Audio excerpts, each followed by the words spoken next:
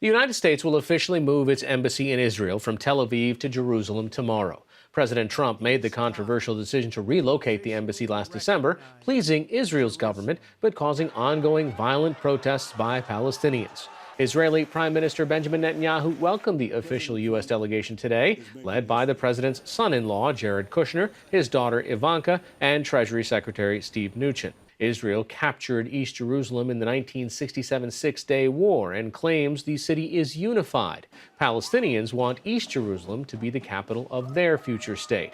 Protests are planned throughout the region tomorrow, including what may be the largest demonstration yet at Israel's border with Gaza. Joining us now via Skype from Gaza is NewsHour Weekend Special Correspondent Jane Ferguson. Let's put this embassy move in a little bit of context here. Gaza's been in the news week after week because of protests there.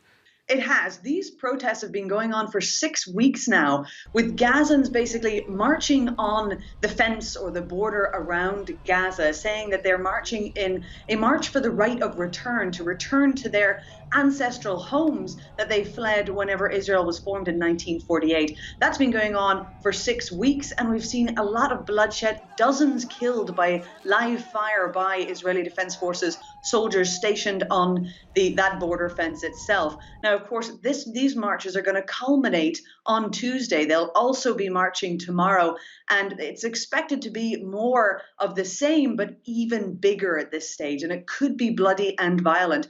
But in the meantime, in Jerusalem, the atmosphere is tense, but it's also triumphant. For the Israelis to get the U.S. president to recognize Jerusalem as the capital of Israel publicly and so officially is a big coup for them. And you'll see across Jerusalem city, there are many posters and banners saying Trump is a friend of Zion. Trump is a great friend of Israel. And so there is certainly a celebratory feel up there, but it's a very complicated time and a very tense time in other areas.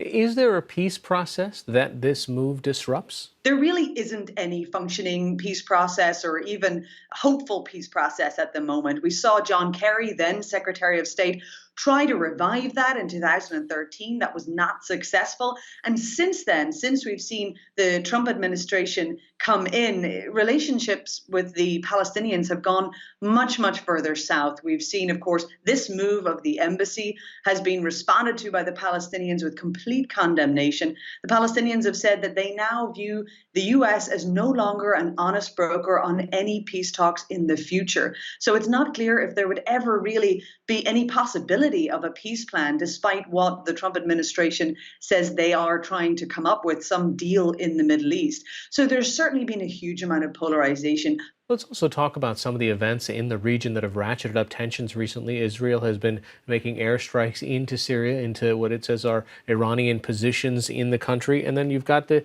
U.S. withdrawal from the Iran deal.